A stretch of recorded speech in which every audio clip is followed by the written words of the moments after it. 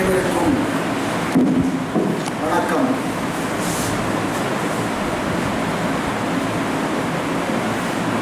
நெய்தல் நில மக்களினுடைய வாழ்வியல் அவலங்களை பொதுப்பரப்பு மக்களுக்கு எடுத்து வைப்பதற்கான ஒரு நல்வாய்ப்பை நல்கிய சேவ் தமிழ் நண்பர்களுக்கு என்னுடைய முதல் வணக்கத்தை தெரிவித்துக் கொள்கின்றேன். பத்திரிகையாளர்கள் முதலில் இங்கே செய்தி சேகரிக்கும் போது நண்பர் சீனிவாசன் தன்னுடைய கருத்தை பதிவு செய்து முடித்தவுடன் நீங்க எல்லாம் அந்த பகுதியில் போனீங்களா அப்படின்னு கேட்டாங்க. ஒரு கேள்வி. கடலோர பகுதியிலே நடக்கக்கூடிய ஒரு விஷயம் பொதுப்பரப்பிலே பேசப்படுகிறது என்றால் அது எங்கிருந்தோ வந்த யாரோ ஒருவர் மூளையில்லாத கடற்கரைக்காரனை தூண்டிவிட்டு அந்த மூளையில்லாதவர்களை போராட்ட களத்திலே இறக்கி அவர்களை ஏமாற்றிக் கொண்டிருக்கின்றார்கள் என்ற தொனிதான் அந்த மீடியாக்காரர்கள் கேட்ட கேள்வியில் இருந்து எனக்கு புரிந்தது. குறும்பனை நான் பிறந்த ஊர். ஐயா சீனிவாசன் அவர்களுக்கு சொல்கிறேன், இதுவும் இலக்கியம் சார்ந்த ஊர் தான். ஏழு தெங்க நாடு, ஏழு மதுரை நாடு, ஏழு குறும்பனை நாடு என்றெல்லாம் லெமூரியா கண்டம் கடல்கோளுக்கு ஆளாவதற்கு முன்பாகவே இருந்த ஒரு ஒற்றை சொல் குறும்பனை. அந்த குறும்பனையில் கொஞ்ச காலத்துக்கு முன்னாடி ஒரு பிரச்சனை. கல்லறை தோட்டத்தில் அடக்கம் பண்றதுக்கு இடம் இல்லை. அந்த காலத்துல எல்லாம் எங்க சமூகங்களில் இருந்து இறந்த தாத்தா, பாட்டி, அப்பா, மாமா, மாமி, சகோதரிகள், சகோதரர்கள் இறந்து போனவர்களை தெய்வமாக மதித்து அவர்களுடைய கல்லறைகளை பேணி பாதுகாத்து கல்லறை திருவிழாவென்றே ஒரு திருவிழாவை வைத்து அந்த கல்லறைகளிலே அவர்களுக்காக குருசுகள் நிறுவப்பட்டு கல்லறைகள் அமைக்கப்பட்டு தெய்வமாக வழிபட்டு வந்த அந்த முன்னோர்களை ஒருவரிடம் கூட நினைவில் வைக்க முடியாத அளவிற்கு கல்லறை தோட்டம் ஓராண்டுக்குள் இடிக்கப்பட வேண்டும் என்ற ஒரு சட்டம் போடக்கூடிய நிலைமை. 7000 மக்கள் வாழ்ந்த குறும்பனையில் 10 ஏக்கர் நிலப்பரப்புள்ள கல்லறை தோட்டம் ஒரு வருடத்திற்குள் நிரம்பி வழிந்தது. அதுக்கு காரணம் என்னன்னு கேட்டா புற்றுநோய்.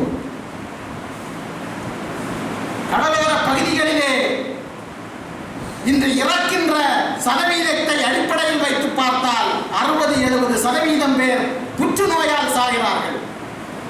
கொத்து கொத்தாக குறும்பனை கல்லறை தோட்டத்திலே வந்து படம் பிடித்துக் கொண்டிருந்த நண்பர் அருளியலின் கண்ணீர் விட்டு அழுதார். என்ன காரணம் என்று தெரியாமல் சாவுகள் நிகழ்ந்திருக்கிறது. கொத்து கொத்தாக புற்றுநோயால் இறந்திருக்கிறார்கள். ஏதோ எங்களுடைய மக்கள் கடற்கரையிலே நாங்கள் பிறந்ததால் கடவுள் எங்களுக்கு கொடுத்த தண்டனை வரம் இந்த புற்றுநோய் என்று எண்ணிக்கொண்டிருந்தோம். எங்களுக்கு இது புரியவில்லை, எதனால் இந்த நோய் உருவாகிறது என்று. அதன் பிறகுதான் ஆய்வாளர்கள் உள்ளே வருகிறார்கள். அங்கு இருக்கின்ற கதிரியக்க அளவீடுகளை அளவீடு செய்கிறார்கள்.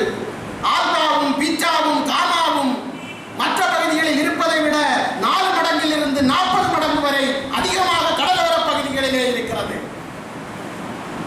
இந்த கடலோர பகுதியிலே இவ்வளவு பெரிய கதிரியக்க பாதிப்பு இருக்கிறது என்றால் அதற்கு என்ன காரணம் என்றால் இங்கிருந்து தாது மணலை கொள்ளையடித்து அதனை இல்மனைட், ரூட்டைல், மோனோசைட் என்று தரம் வாரியாக கனிமங்களாக பிரித்தெடுக்கும் போது ஏற்படக்கூடிய கதிரியக்கம்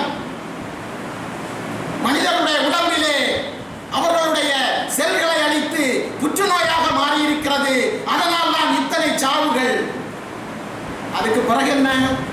அந்த கல்லறை தோட்டத்தில் இங்க நம்ம சென்னை மாநகரில் எப்படி வீடுகள் அமைக்கும் போது ஸ்பேஸ் மேனேஜ்மெண்டை அடிப்படையாக வைத்து செய்கிறார்களோ அதுபோன்று கல்லறை தோட்டத்திலே நாங்கள் இட மேலாண்மையை பற்றி யோசித்தோம்.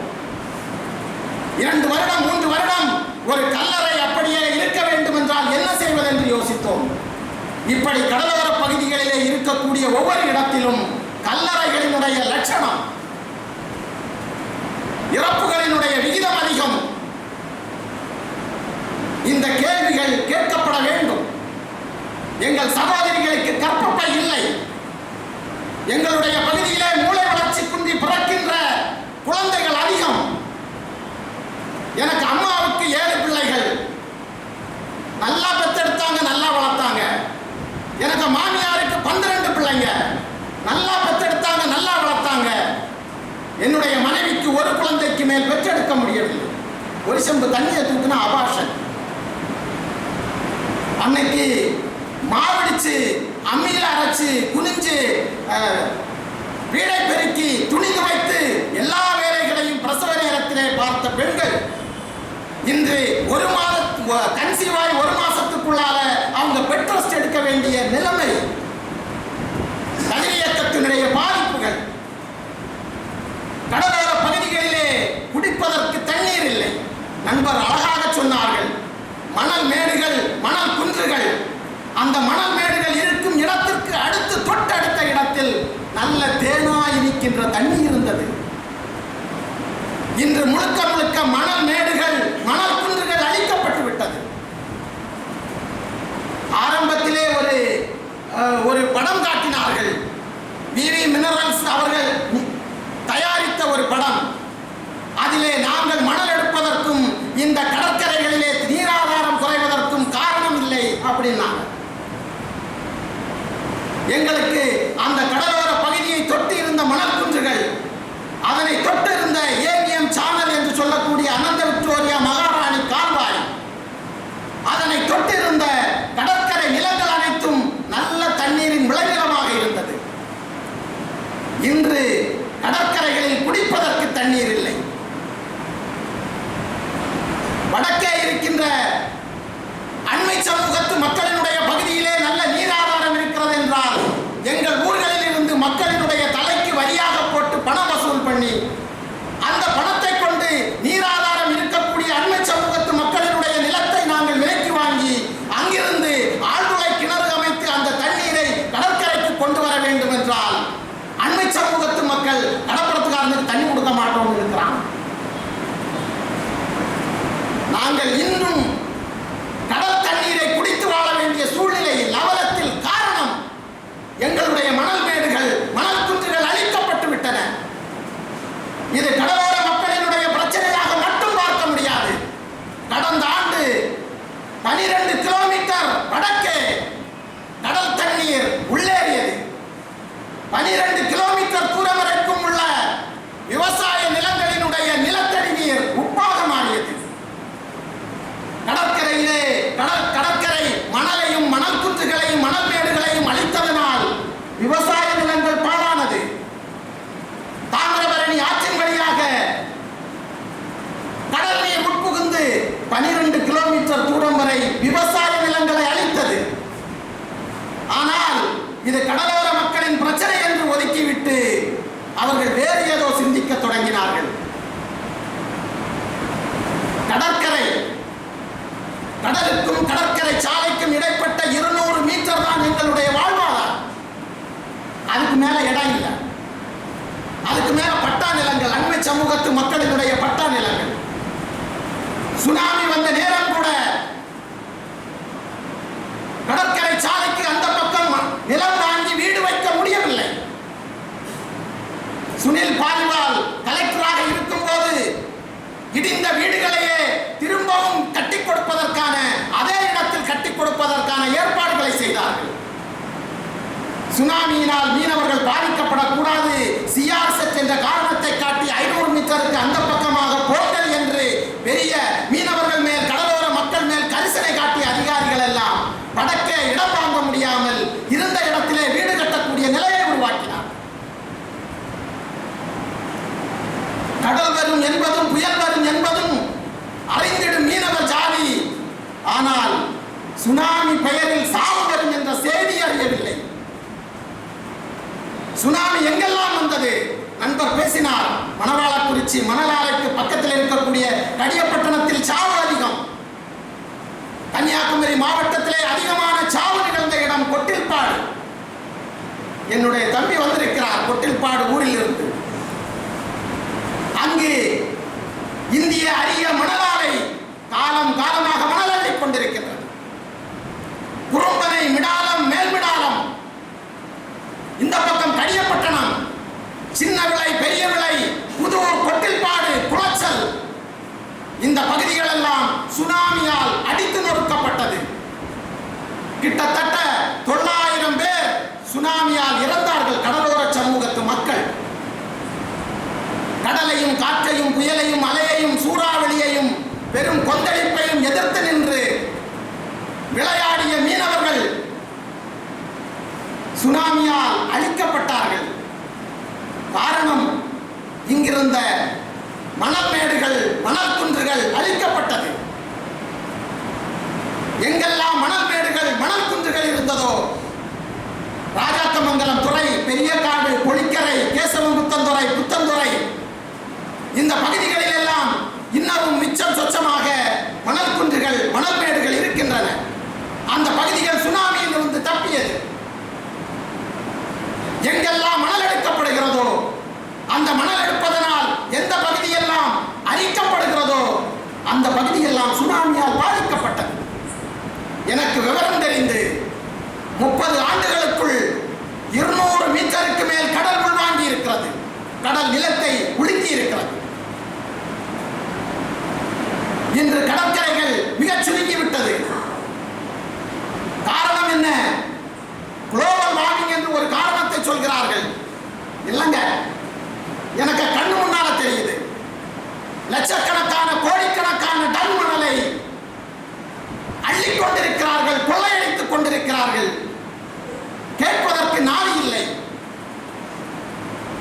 கடற்கரை சுருங்கிவிட்டது. அழகான கடற்கரை, கடல் மணல் பரப்பு, அவ்வளவு பறந்து விரிந்த மணல் பரப்பு இன்று இல்லை. 200 மீட்டர் வரை வீடுகள் அழிக்கப்பட்டிருக்கிறது. இன்று வீடையும் கடலையும் பிரிப்பதற்கு பெரிய பெரிய பாறாங்கற்களை கொட்டி இயற்கையே சேதப்படுத்தி விட்டார்கள். கடலை துண்டாக பிளந்து விட்டார்கள். அதுக்கு வேற மலையிலிருந்து அது ஒரு சுற்றுச்சூழல். மலையிலிருந்து வரப்பு பெரிய பெரிய மலைகளை எல்லாம் உடைத்து அந்த பாறாங்கற்களை கொண்டு வந்து போட்டு கடலை பிளந்தார்கள். இயற்கையை ஒரு வகையில் தொந்தரவு செய்தால் இயற்கை நம்மை திருப்பி தாக்கும் என்ற குறைந்தபட்ச அறிவு கூட இல்லாத அதிகாரிகள், விஞ்ஞானிகள், பொறியாளர்கள் முழுக்க கடலோரம் அழிக்கப்பட்டு விட்டது. சுற்றுச்சூழல் அழிவுக்குள்ளாகிவிட்டது. நான் இன்று வரும்போது பார்த்தேன், பள்ளிக்கரணையிலே பறவைகளை பாதுகாக்க சதுப்பு நில பகுதிகளை பாதுகாப்போம், பறவைகளை பாதுகாக்க சதுப்பு நில பகுதிகளை பாதுகாப்போம் என்றவர்கள் மனிதர்களை பாதுகாக்க கனிம மணலை பாதுகாப்போம் என்ற வாசகத்தை வைப்பதற்கு தவறிவிட்டார்கள். முழுக்க முழுக்க இந்த மக்களை ஒட்டுமொத்தமாக அப்புறப்படுத்துவதற்கான ஒரு முயற்சி. தனியார் மணலாலை, இந்திய அரசு மணலாலை என்று ஒன்று 1910ஆம் ஆண்டு வெள்ளைக்காரர்களால் தொடங்கப்பட்டு அதன் பிறகு 47க்கு பிறகு இந்திய அரசாங்கத்தினுடைய பொதுத்துறை நிறுவனமாக ஒரு மணலாலை. அந்த மணலாலை மணல் எடுக்கக்கூடாது என்று மிகப்பெரிய போராட்டங்கள், மறியல்கள் மிகப்பெரிய அளவிற்கு கடற்கரைகளிலே தோன்றியது. கடற்கரை மக்களை அழைத்தார்கள், வாங்க நீங்க கையினால மண்ணள்ளி கொடுங்க, உங்களுக்கு சம்பளம் தர்றோம். ஓய்யா, எனக்கு கடல் இருக்கு, கடலம்மா இருக்கா, நான் என்னுடைய மணலை விற்று பிழைக்க வேண்டிய அவசியம் என்பது எனக்கு இல்லை. கடல்ல போனா கடலம்மா அள்ளி தருவா, அதை வச்சு பிழைச்சிக்குவோம், உனக்கு மண்ணள்ளி தர வேண்டிய வேலையெல்லாம் நாங்கள் செய்ய முடியாதுன்னு சொல்லிட்டு மீனவர்கள் ஒதுக்கினார்கள். இப்ப ஒரு சிலர் சொல்கிறார்கள், அன்னைக்கே ஐயாரியில் மீனவர்களை வேலைக்கு அழைத்தார்களே, மீனவர்கள் சென்றிருந்தால் மீனவர்களுடைய வாழ்வாதாரம், என்னது லைஃப் ஸ்டைலே மாறி இருக்குமே, இவர்கள் எல்லாம் சொர்க்கத்திலே இருந்திருப்பார்களே அப்படின்லாம் சொல்றாங்க. ஐயாரி மணல் எடுக்க கூடாது என்பது எங்களுடைய நிலைப்பாடு. ஐயாரி மணல் எடுத்த பெரிய விளை, சின்ன விளை, புதூர், கொட்டில்பாடு, குறும்பனை, மிடாலம், மேல்மிடாலம் பகுதி என்ற 7 கிராமங்கள் உள்ளடக்கிய பகுதிகள் இன்று பெரிய விளை, சின்ன விளை, புதூர் என்ற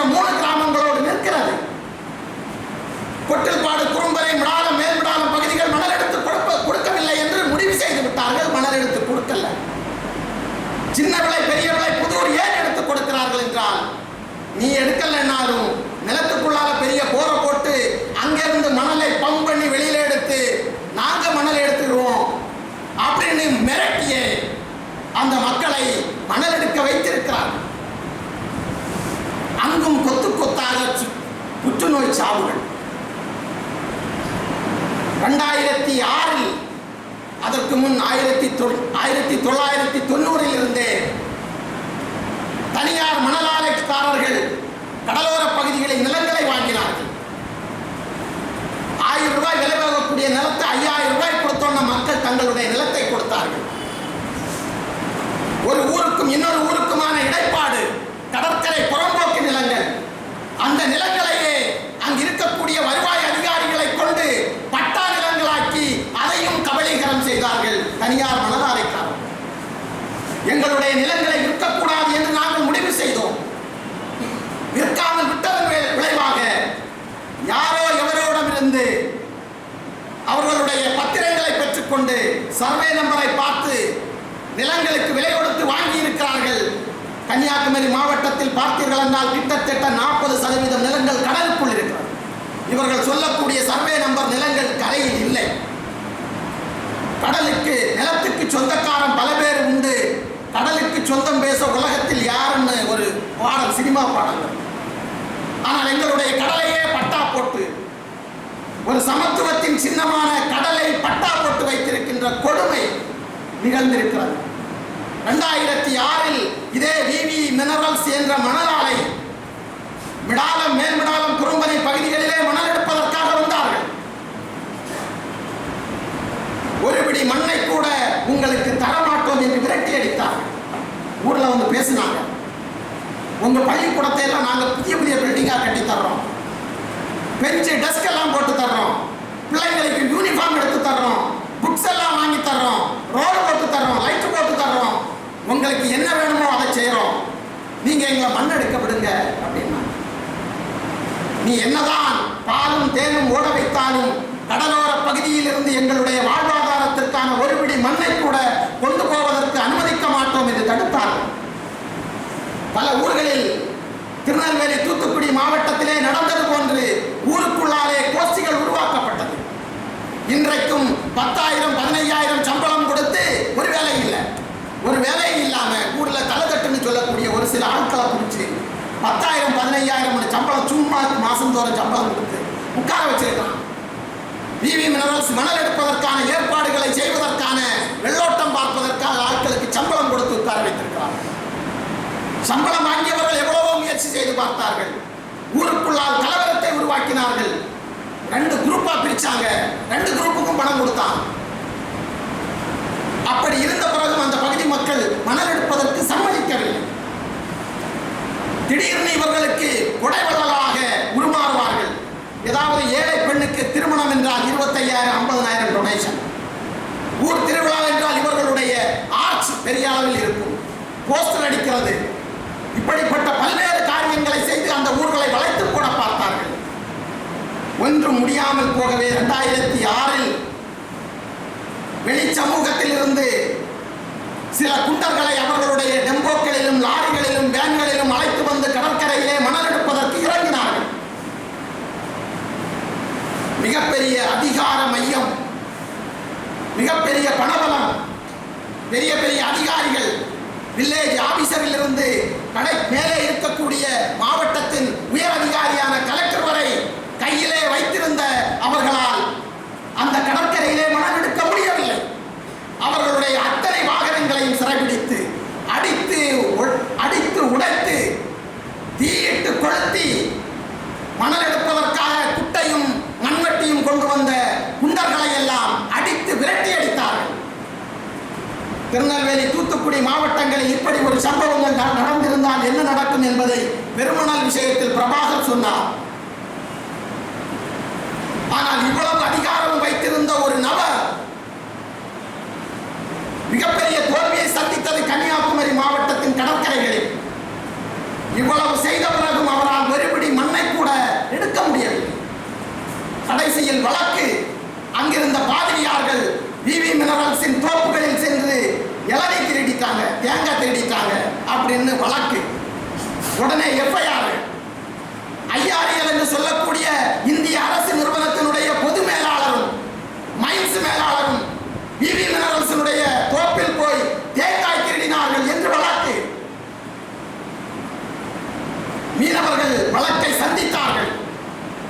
பொதுத்துறை நிறுவனம் என்று இன்று மாறுதட்டிக் கொண்டு தனியாருக்கு மணல் அள்ள அனுமதி கொடுக்காதீர்கள், அரசு மணல் அள்ளி கொள்ளட்டும், என்ன வேண்டும் என்றாலும் கொள்ளையடித்துக் கொள்ளட்டும், மக்களை எப்படி வேண்டும் என்றாலும் சாகடித்துக் கொள்ளட்டும் என்று பேசக்கூடிய அறிவுஜீவிகள் இருக்கக்கூடிய இடத்தில் நான் இந்த விஷயத்தை சொல்ல ஆசைப்படுகிறேன். விவி மினரல்ஸினுடைய வழக்குக்கு தாக்கு பிடிக்க முடியாமல், ஒரு கருத்து களவாண்ட வழக்குக்கே தாக்கு பிடிக்க முடியாமல் ஓடி ஒழித்தவர்கள் தான் இந்த ஐஆர்எல் கம்பெனியினுடைய ஜெனரல் மேனேஜரும் மைன்ஸ் மேனேஜரும். ஓடின ஓட்டத்தில் விவி மினரல்ஸ் வைகுண்டராஜன்ல காலில் விழுந்தாங்க. ஐயா எங்களை இந்த வழக்கில் இருந்து காப்பாத்துங்க. கடைசியில் என்ன, உனக்கு ஐஆர்எல் தரக்கூடிய சம்பளத்தில் இருந்து 10,000 ரூபாய் கூடி தர்றேன், நீ எனக்கு கூட வந்துரு. இன்னைக்கு ஐஆர்எல் என்று சொல்லக்கூடிய இந்திய அரசு, இந்திய அரிய மணலாலையினுடைய அதிகாரிகளில் 70% பேர் விவி மினரல்ஸின் ஆலோசகர்களாக இங்கேயும் சம்பளம் வாங்குறான், அங்கேயும் சம்பளம் வாங்குறான், இங்குள்ள ரகசியங்களை அங்க விற்கிறான். இங்க இருக்கக்கூடிய மைன்ஸ், இங்க இருக்கக்கூடிய யுரேனியம், இங்க இருக்கக்கூடிய புளூட்டோனியம், இங்க இருக்கக்கூடிய தோரியம், இவைகளை எல்லாம் இவர்கள் வழியாகவே அவர்கள் கடத்துகிறார்கள். இந்த விஷயங்களை பதிவு செய்தாக வேண்டும். ஏனென்றால் அந்த பகுதியிலே இருக்கக்கூடியவர்கள் நாங்கள் இதை நேரடியாக பார்த்துக் கொண்டிருக்கின்றோம். ஆனால் மீனவர்கள் அந்த வழக்குகளை சந்தித்தார்கள். ராஜேஷ் லக்கானி ஐஏஎஸ் கன்னியாகுமரி மாவட்ட கலெக்டராக இருந்தார். ஜோதி நிர்மலா கன்னியாகுமரி மாவட்ட கலெக்டராக இருந்தார். ராஜேந்திர ரத்னு கன்னியாகுமரி மாவட்ட கலெக்டராக இருந்தார். இவர்கள் 3 பேரினுடைய நேரங்களிலும் இவர்கள் ஆட்சி செய்த அந்த ஆட்சியாளர்களாக பணி செய்த அந்த காலகட்டங்களில் விவி மினரல்ஸ் மணல் எடுப்பதற்காக மிகப்பெரிய முயற்சியை செய்தார்கள். நாங்கள் ஒவ்வொரு முயற்சியையும் தடுத்து நிறுத்தினோம். இந்த 3 மாவட்ட ஆட்சியாளர்களின் இடமாற்றத்திற்கு பின்னாலும் இந்த கைகள் வைகுண்டராஜனின் கைகள் இருந்தது என்பது கன்னியாகுமரி மாவட்டத்தில் அப்பட்டமாக தெரிந்தது. அவ்வளவு பெரிய அதிகாரம் படைத்த 3 மாவட்ட ஆட்சித்தலைவரையே தூக்கி அடிக்கக்கூடிய அந்த மணல் மாஃபியாவால் மக்களினுடைய எதிர்ப்பை, மக்களினுடைய போராட்டத்தை, மக்களினுடைய ஒன்று திரட்டலை முறியடிக்க முடியவில்லை. கடைசியில் அங்கிருந்து கன்னியாகுமரி மாவட்டத்தின் கிழக்கு பகுதிக்கு வந்தார்கள். ஆரோக்கியபுரம், ரஸ்தாக்காடு, வட்டக்கோட்டை, லீபுரம் போன்ற பகுதிகளில் மணல் எடுக்க தொடங்கினார்கள். ஐயா பேசினார்கள், தொல்லியல் பாதுகாப்புக்குரிய பகுதிகள் என்று. வட்டக்கோட்டை என்பது மிகப்பெரிய அளவுக்கான தொல்லியல் பாதுகாப்பு. அதிலிருந்து ஒரு துரும்ப கூட சுரண்டக்கூடாது, ஒரு கல்ல கூட உருவக்கூடாது அப்படின்னு மிகப்பெரிய பாதுகாப்பாக இருக்கக்கூடிய வட்டக்கோட்டையை அடியில கூட இருந்து மண்ணாடிட்டான் இல்லையா? இதை கேட்கறதுக்கு தொல்லியல் துறையில ஒரு பயன் இல்லை. கண்ணெதிரே நடக்கக்கூடிய விஷயங்கள், கண்ணெதிரே நடக்கக்கூடிய இத்தனை விஷயங்களை பார்ப்பதற்கு கூட ஒரு அதிகாரி இல்லை, கேட்பதற்கு கூட நாதி இல்லை. ராஜேஷ் லக்கானி தலைமையில் ஒரு கூட்டம் மீனவர்களுக்கும் விவி மினரல்ஸ் கம்பெனிக்காரர்களும் உள்ளே வருகிறார்கள். கலெக்டருக்கு முன்னால இருந்து சேர இழுத்து எடுக்கிறார். எடுத்து சேர்ல போய் உட்கார்ந்துக்கிட்டு காலுக்கு மேல கால் போட்டுட்டு, இதுவரைக்கும் நான் மணல் எடுத்தேன், அதுல 27 பேர் செத்தாங்க, அதுல 20 பேர் எனக்கு ஆட்கள், 7 பேர் பெர்னாண்டஸ். கடைசியில் என்ன முடிவு? நான் இன்னும் மணல் எடுத்துட்டு தான் இருக்கிறேன். ஒரு விதிமீறல், நாட்டின் பாதுகாப்புக்கே அச்சுறுத்தல் ஏற்படக்கூடிய, அணுசக்தியை தனியார் கையாளக்கூடிய ஒரு விஷயத்தை செய்து கொண்டிருக்கின்ற ஒரு நபர் இந்த சட்ட ஒழுங்கு பிரச்சனைகளுக்கெல்லாம் நான் தான் காரணம் என்று ஒரு மாவட்ட ஆட்சித்தலைவரின் முன்னால் இருந்து நெஞ்ச நிமிர்த்தி சொல்கிறார்கள் என்றார். உடனடியாக கைது செய்திருக்க வேண்டும் அல்லவா? இங்கே பிஆர்பி கிரானைட் ஊழல் செய்தார் என்பதற்காக வழக்கு பதிவு செய்து உடனே கைது செய்தார்கள். இவ்வளவு பெரிய கோடிக்கணக்கான மணல் கொள்ளை நடந்திருக்கிறது. இவ்வளவு பெரிய ராணுவ முக்கியத்துவம் வாய்ந்த அணு சம்பந்தப்பட்ட பொருட்களை கடத்தி இருக்கிறார்கள். இவர்கள் மேல் ஒரு எஃப்ஐஆர் கூட பதிவு செய்யப்படவில்லை, ஒருவர் கூட கைது செய்யப்படவில்லை என்றால் இந்த ஆய்வும் அரசின் இந்த இத்தகைய நடவடிக்கைகளும் அறிக்கைகளும் எதற்காக என்று எங்களுக்கு கேள்விக்குறியாக இருக்கிறது. என்ன நடக்கிறது புரியவில்லை. இதுவும் இந்த வழக்கை உப்பு சப்பு இல்லாமல் ஆக்கிவிடுவதற்கான ஒரு சூழ்ச்சியோ என்றுதான் கடலோர மக்கள் நினைக்க வேண்டிய நிலைமை இருக்கிறது. அந்த நேரத்தில் மிடாலம், மேல்மிடாலம், குறும்பனை பகுதிகளில் இருந்து அடி வாங்கிவிட்டு வெளியிலே வந்த அந்த மணல் கொள்ளையர்கள் கடலோர மக்களுக்கும் நாடார் மக்களுக்குமான ஜாதிய மோதலாக இதை உருவாக்கி விடுவதற்கு பல்வேறு முயற்சிகளை செய்தார்கள். ஆனால் சில அரசியல் தலைவர்களை தவிர நாடார் மக்கள் எங்களோடு துணை நின்றார்கள். கடற்கரை மணலை அள்ளுவதற்கு இப்படிப்பட்ட நபர்களுக்கு நாங்கள் அனுமதி வழங்க மாட்டோம் என்று நாடார் சமூகத்து மக்கள் மீனவ சமூகத்து மக்களோடு தோள் கொடுத்தார்கள். அந்த நேரத்தில் இப்போது எம்எல்ஏயாக இருக்கக்கூடிய பிரின்ஸ் உட்பட முன்னாள் காங்கிரஸ் எம்எல்ஏயான பாலையா உட்பட கரிங்கல் பகுதியிலே பொதுக்கூட்டம் போட்டு பேசினார்கள். விவி மினரல்ஸ் ஏன் மணல் எடுக்கக்கூடாது, விவி மினரல்ஸ் மணல் எடுத்தால் பாதிப்பு என்றால் ஐஆர்ஐ மணல் எடுத்தால் பாதிப்பு இல்லையா என்று கூட்டம் போட்டு பேசினார்கள். இன்று அவர்கள் பொதுத்துறை நிறுவனத்தை பாதுகாக்கக்கூடிய பாதுகாவலர்களாக மாறிப்போனார்கள். அந்த காலமே நாங்கள் தனியார் மணல் ஆலையை துரத்தி அடித்தோம். இப்ப எங்களை ஐஆரையும் இது போன்ற தனியார் மணல் கொள்ளையர்கள் செய்வது போன்ற கொள்ளையை செய்து கொண்டிருக்கிறார்கள் என்ற விஷயத்தை சொன்னால் எங்களை தனியார் மணல் கம்பெனிக்காரரின் ஏஜென்ட்களாக அங்கே சித்தரிக்கிறார்கள். தனியார் மணல் கம்பெனியை தடுக்க முடியாமல் திணறிய ஐஆர்எல் மீனவ மக்களால் அந்த தனியார் மணல் கம்பெனி விரட்டி அடிக்கப்பட்டது. அதன் பிறகு ஐஆர்எல் ஒரு மக்கள் கருத்து கேட்பு கூட்டம் நடத்தினார்கள். ஐஆர்எல்லினுடைய விரிவாக்கத்திற்கான அனுமதியை சுற்றுச்சூழல் மற்றும் வனத்துறையிலிருந்து வாங்குவதற்காக மக்கள் கருத்து கேட்பு கூட்டம்.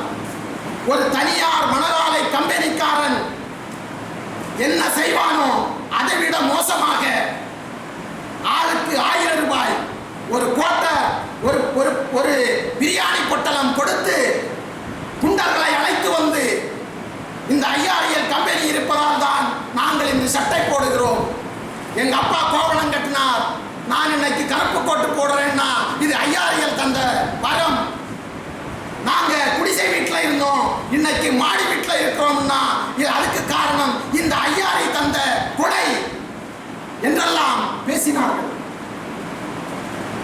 ஐஆர்எல்லை எதிர்த்து இங்கே கனிம மணல் கொள்ளையடிக்கக்கூடிய நீங்கள் தனியாருக்கும் உங்களுக்கும் எந்த விதமான வித்தியாசமும் இல்லை என்று சொன்ன தன்னெழுச்சியாக வந்த மீனவர்களை அந்த குண்டர்களை வைத்து அடக்குவதற்கு முயற்சி செய்தார்கள்.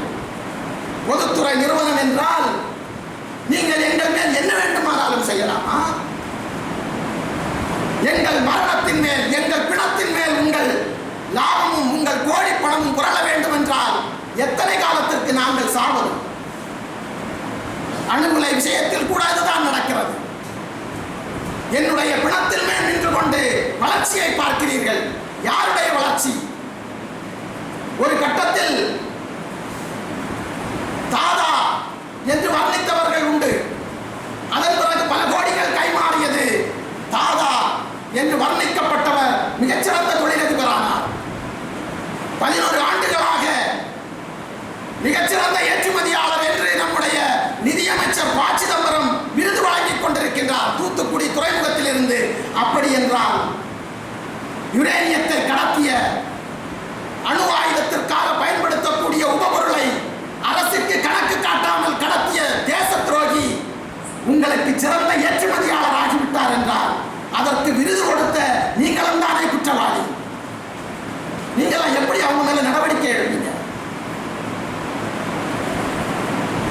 ஒரு சமூகம், எங்க தாத்தா சொல்லுவாங்க, முன்னாடி எல்லாம் கடற்கரையில தூங்கினா நல்ல உறக்கம் வரும், காலையில எழுப்பி பார்த்தா உடம்பு அசதியே இருக்காது. இப்பெல்லாம் கடற்கரையில காலையில் எழும்ப முடியல, உடம்பு அடிச்சு போட்டது மாதிரி இருக்கு. ஐயா சொன்னாங்க, இயற்கையினுடைய ஒவ்வொரு விஷயத்துக்கும் ஒரு இது இருக்கு. நான் இன்னைக்கு கடற்கரையில தூங்கினேன்னா சம அளவு கனிமங்கள் இருந்ததுன்னா எனக்கு உறக்கம் நிம்மதியான உறக்கம். எனது உடம்புக்கு தேவையான கனிமங்களில் எது குறைவுபட்டாலும் என்னால் முழுமையாக உறங்க முடியாது. இப்ப எங்களுக்கு கடற்கரையும் இல்லை, உறங்குறதுக்கு இடமும் இல்லை. கடற்கரை ஒரு சமூகம் வாழ வேண்டும் என்ற உணர்வு அவர்கள் சொன்னது போன்று அது மருத சிந்தனை உள்ளவர்களால் இந்த அரசும் ஆட்சியும் கட்டமைக்கப்படுவதால் என்னவோ நாங்க அப்படி நினைக்கல. என்னன்னா எங்களை மாற்றாந்தாய் மனப்பான்மையோட நீங்க பார்க்க மாட்டீங்க.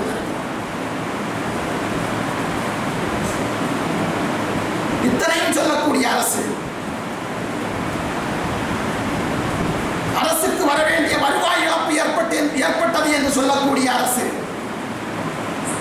219 ஏக்கர் நிலத்தை வெறும் 7 ரூபாய்க்கு ஒரு வருடத்திற்கு குத்தகை கொடுத்தார்களே, அதிலிருந்து வரக்கூடிய பணம் எவ்வளவு என்று கணக்கு பார்க்கக்கூடிய அரசு.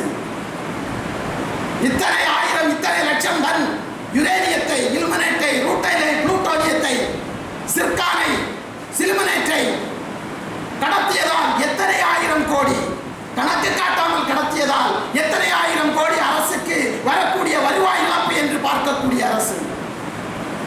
ரத்தமும் சதையும் எலும்பும் தோலும் உயிரும் உடலுமாய் இருக்கக்கூடிய ஒரு சமூகத்தை பற்றி சிந்தித்து பார்க்கவில்லை. இவர்களுடைய வாழ்வாதாரம், இவர்களுடைய குடியிருப்புகள். ஒரு ஊர்ல ஒரு திருவிழாவில் ஒரு வேண்டுதல் நடக்கும். எங்க கத்தோலிக்க திருச்சபையினுடைய ஆலயங்கள், அந்த மத வழிபாடு நடத்தக்கூடிய ஆலயங்கள்ல கடவுளுக்கு வேண்டுதல் வைப்பாங்க. மணவாளக்குறிச்சி ஆலைக்கு பக்கத்தில் இருக்கக்கூடிய ஒரு ஊர்ல ஒரு வேண்டுதல், அன்பான ஆண்டவரே, எங்கள் ஊரில் நல்ல மணல் வளத்தை கொடுத்து நாங்கள் அதிலிருந்து மணலை அதிகமாக அள்ளி ஐஆர்ஐ கம்பெனிக்கு அதிகமாக விற்று அதிலிருந்து நாங்கள் லாபம் சம்பாதிக்க வேண்டும் என்று எங்களுக்கு அருள் புரிய ஆண்டவரே என்று கொண்டாடுகிறோம். உடனே இங்கிருந்து கூட்டமா ஆண்டவரே எங்கள் மன்றாட்டை கேட்டவர்கள். ஆண்டவர் என்ன நினைப்பார்? அப்படி ஆண்டவர் ஒருத்தர் இருந்தார். குடியிருப்பு பகுதிகளில் இருந்து 100 மீட்டர் தூரத்துக்குள் மணல் அள்ளக்கூடாது என்பது ஒரு விதி. பெரியவிளை என்ற கிராமத்தில் குடியிருப்புகளை அகற்றிவிட்டு மணல் அள்ளுகிறார்கள். வெளியில உங்களுக்கு இடம் தர்றோம், உங்களுக்கு மாடி வீடு கட்டித்தர்றோம், இந்த வரிசை வீடுகளை அப்படியே அப்புறப்படுத்துங்க, அங்க வேற இடம் இல்லை. கடல் வந்து உள்ள வந்து எல்லா வீடுகளுக்குள்ள வந்தாச்சு, இனி மணல் எடுக்கிறதுக்கு இடம் இல்லை. அதனால் அந்த ஒரு வரிசை வீடு 19 வீடுகளை அகற்றிவிட்டு அவர்களுக்கு வடக்கே இடம் வாங்கி வீடு வைத்து கொடுக்கிறார்கள். அந்த வீடுகளை இடித்து விட்டு தாழ் மணலை கொள்ளையடிக்கிறார்கள். அப்படின்னா எவ்வளவு தூரத்துக்குள்ளால குடியிருப்புகள் இருந்து எவ்வளவு தூரத்துக்குள்ளால மண் எடுக்கிறாங்க அப்படின்ற விஷயத்தை பார்த்து ஐஆர்எல் கம்பெனியினுடைய மேலதிகாரிகள் தங்குவதற்காக கெஸ்ட் ஹவுஸ் ஒன்று கட்டப்பட்டது. 5 ஸ்டார் ஹோட்டல் அளவிற்கான வசதியுடன். அந்த கெஸ்ட் ஹவுஸ்ல எந்த அதிகாரியும் தங்கல, எல்லாரும் நாகர்கோயில்ல போய் தங்குறான். விஜயதா ஹோட்டல்ல தினசரி 2700 ரூபாய் வாடகையில ரூம் எடுத்துட்டு தங்குறான். இப்ப அந்த கெஸ்ட் ஹவுஸை இடிச்சிட்டு அதுல இருந்து மணல் ஆடுறாங்க. கொடுமை, விதிமீறல்கள் எப்படி நடக்கிறது? காடுகளில் இருந்து பூர்வீகக்குடி மக்களை விரட்டி அடித்தாகிவிட்டது. பன்னாட்டு கம்பெனிகளுக்கு அதனுடைய வளங்களை களவாடுவதற்கு கொடுத்தாகிவிட்டது. மலைகளில் இருந்து பூர்வீகக்குடி மக்களான மலைவாழ் மக்களை அங்கிருந்து விரட்டி அடித்தாகிவிட்டது. அங்கிருக்கின்ற வளங்களை கொள்ளைக்காரர்கள் கொள்ளையடிப்பதற்கு கொடுத்து விட்டாகிவிட்டது. மிச்சம் இருக்கக்கூடியது கடற்கரை பகுதி மக்கள் மட்டும்தான். இந்த பூர்வீகக்குடி மக்களையும் விரட்டி அடித்து விட்டு கடற்கரையில் இருக்கின்ற அந்த கனிம வளங்கள் முதற்கொண்டு கடலும் கடல் சார்ந்த இடங்களிலே இருக்கின்ற வளங்களை முழுவதுமாக கொள்ளையடிப்பதற்காக பன்னாட்டு கம்பெனிகளுக்கு இந்த கடலையும் கடற்கரையும் எழுதி கொடுக்க வேண்டும் என்று முனைப்போடு செயல்படுகின்ற ஆட்சியாளர்களின் இந்த போக்கு, அந்த பகுதிகளிலே தீவிரவாதிகள் நக்சலைட் என்று விஷயம் கைமாறி அரசின் கைமாறி போயிருக்கக்கூடிய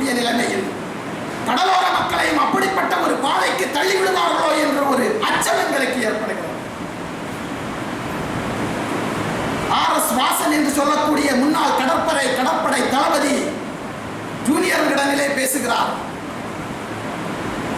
கடல் பாதுகாப்பு, கடலோர காவல் படை, கடலோர கப்பல் படை, கடலோர பாதுகாப்பு குழுமம் என்று எவை இருந்தாலும் கடலினுடைய காற்று போக்கு, அதனுடைய திசை, நீரோட்டம், அதிலே உயிராக வாழ்ந்து கொண்டிருக்கின்ற மீனவர்களை இந்த அமைப்புகள் எல்லாம் பகைத்துவிட்டு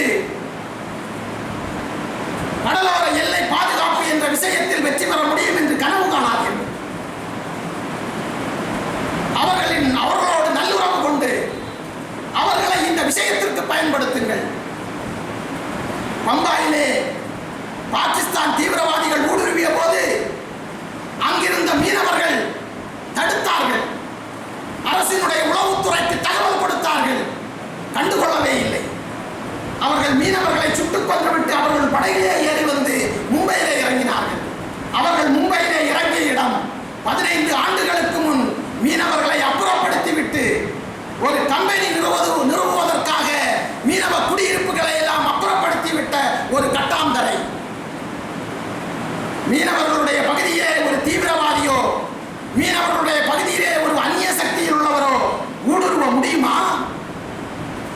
ஊடுருவதற்கு மீனவர்கள் அனுமதிப்பார்களா?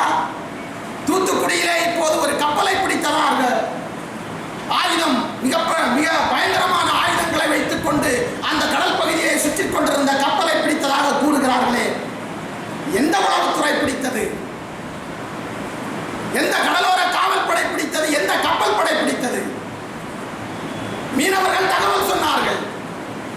அங்கு யார் வந்தாலும் இவர்கள் இந்த பகுதியினுடைய மக்களா, அல்லது அண்டை நாட்டினுடைய மீனவர்களா, அல்லது வெளியிலிருந்து வரக்கூடிய தீவிரவாதிகளா என்று இனம் காண்பது யார்? கடலோடு கிடக்கின்ற அந்த மக்கள். காணாமல் போகின்ற மீனவர்களை மீட்பதற்காக இங்கே பெரிய வசதிகள். கடலோர காவல் படையிலே கன்னியாகுமரி மாவட்டத்திற்கு மிகப்பெரிய நவீன படகு. கடியப்பட்டணத்திலிருந்து ஒரு மீனவர் தனியாக கட்டுமரத்தில் போய் மீன்பிடிக்க போனவர் திரும்பவில்லை. 3 மணிக்கு திரும்பி வர வேண்டியவர் 5 மணி ஆகியும் திரும்பவில்லை என்று மக்கள் மிகப்பெரிய அல்லோலப்பட்டுக் கொண்டு தங்களுடைய விசைப்படகுகளை, தங்களுடைய நாட்டு படகுகளை வைத்து தேடிக்கொண்டிருக்கின்ற போது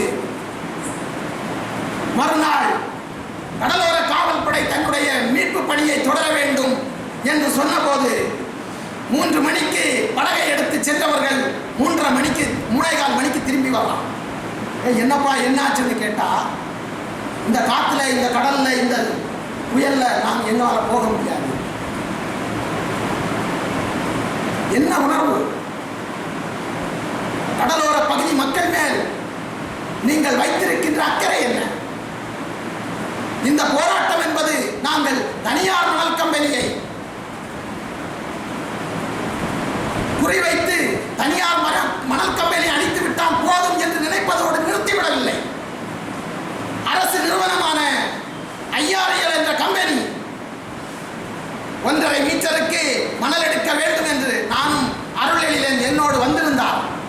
மணவாளக்குறிச்சி கம்பெனி அந்த தாது மணலை கொள்ளையடிக்கக்கூடிய இடத்தின் உள்ளே சென்றால் போலீஸ் படையோடு அவர்கள் வந்து எங்களை தடுக்கிறார்கள். அருளெழிலனிடம் இருந்த கேமராவை பிடுங்குகிறார்கள். நீ யார் இங்க வந்து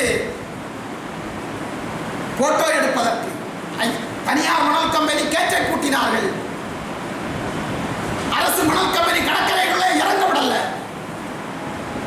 நான் சொன்னேன், இது எங்க அப்பன் சொத்து, இது என்னுடைய கடற்கரை, நான் விளையாடிய கடற்கரை, நான் தொழில் செய்த கடற்கரை, நான் படுத்துறங்கிய கடற்கரை. இந்த கடற்கரையில் என்னை நுழையக்கூடாது என்று சொல்வதற்கு நீ யார்? எங்கிருந்தோ வந்தவர்கள் கடலோர பகுதியில் உள்ள வளங்களை அபகரிப்பதற்காக இந்த மக்களையே அப்புறப்படுத்த வேண்டும் என்று நினைக்கிறார்கள் என்றால், அது தனியாராக இருந்தாலும் சரி, அது அரசாக இருந்தாலும் சரி, அனுமதிக்க மாட்டோம் என்பதுதான் எங்களுடைய நிலைப்பாடு. கன்னியாகுமரி மாவட்டத்தினுடைய இந்த மணல் குவாரிகள் இருக்கக்கூடிய பகுதிகளிலே ஆய்வு நடத்த வேண்டும் என்று பல்வேறு கோரிக்கைகள் அரசுக்கு வைத்துக் கொண்டிருக்கின்றோம். ஒரு காலத்தில் மாவட்ட ஆட்சித்தலைவர் தனியார் மணல் கம்பெனிக்காரர்களை கண்டு எவ்வளவு பயந்தார்களோ, அதே போன்று இப்போது IRL என்று சொல்லக்கூடிய அந்த அரசு கம்பெனிகளையும் கண்டு பயப்படுகிறார்.